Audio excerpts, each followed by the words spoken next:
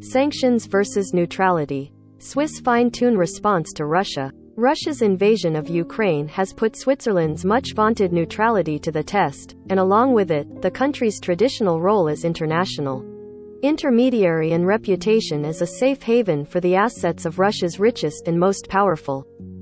Geneva. Russia's invasion of Ukraine has put Switzerland's much-vaunted neutrality to the test, and along with it, the country's traditional role as international intermediary and reputation as a safe haven for the assets of Russia's richest and most powerful.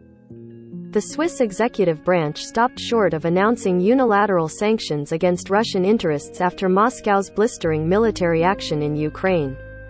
Instead, the Federal Council opted to fall in line with the European Union and pledge that Russian individuals and companies hit with EU sanctions won't be able to evade them in Switzerland, which is not one of the EU's 27 member states. The government said Friday that financial intermediaries in Switzerland were now banned from starting new business relationships with 363 Russian people and 4 Russian companies. Any existing business must be reported to the Swiss Economic Affairs Secretariat.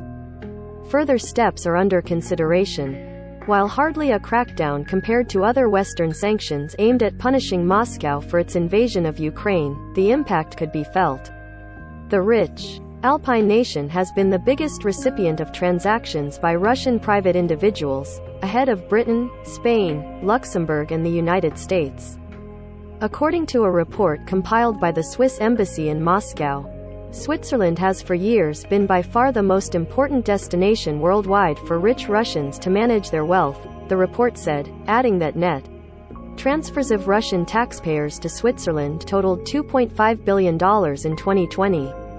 The Swiss news agency SDAATS reported net transfers of $1.8 billion in the first half of 2021. Federal Councillor Guy Parmelin, the head of the Federal Economic Affairs Department, noted that Switzerland was bound to follow UN sanctions but could decide whether to follow EU sanctions based on criteria such as foreign policy and legal aspects, including legislation that has enshrined neutrality into Swiss law. Swiss authorities are in essence extending measures set up in 2014 after Russia's takeover of Crimea, in which they also sought to ensure that EU sanctions were not dodged in Switzerland to hundreds more people and businesses, but going further.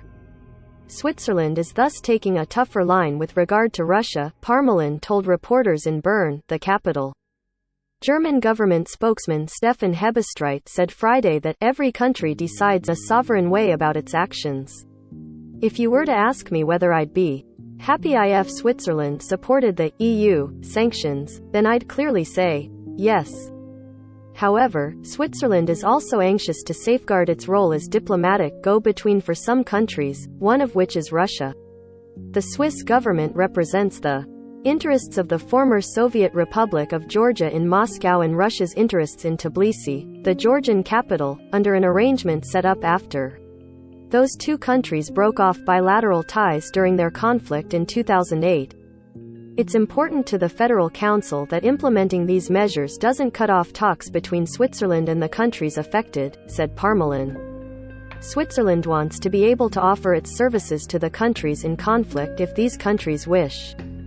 If Switzerland were to automatically adopt the sanctions imposed by the EU or other countries, it could no longer credibly play the traditional role for which it is valued worldwide, he added. The respected Swiss daily Tages Anzeiger reported Ukrainian President Volodymyr Zelensky asked his Swiss counterpart on Saturday to act as a neutral mediator between Ukraine and Russia, and help work toward a ceasefire between the two countries, notably in the context of a Human Rights Council meeting in Geneva. Opening Monday. The Swiss Foreign Ministry did not confirm any such communication. Geneva hosted a summit between Russian President Vladimir Putin and U.S. President Joe Biden in June, as well as a couple of bilateral meetings in recent weeks as tensions brewed over Ukraine.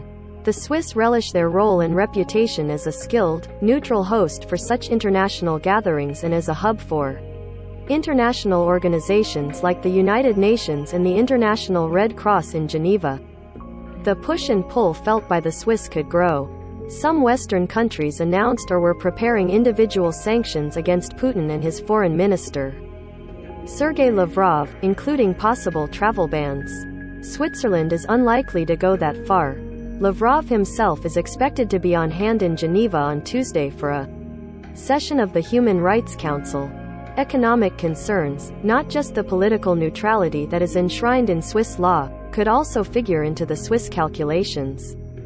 Geneva is a major hub for commodities trading like oil and wheat that matter to Russia and Ukraine, and is reported to be a favored stomping ground for Russian oligarchs, CHS, and other economic elites drawn to low-tax and privacy-minded banks and policies in Switzerland.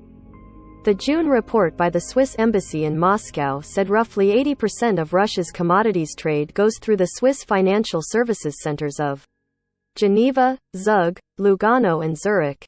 Major Russian energy and commodities firms have offices in Switzerland.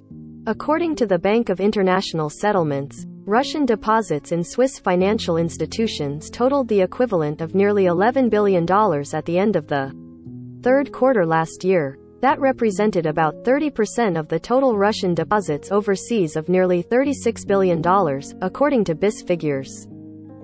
Frank Jordans in Berlin and Emily Schultheis in Vienna contributed to this report.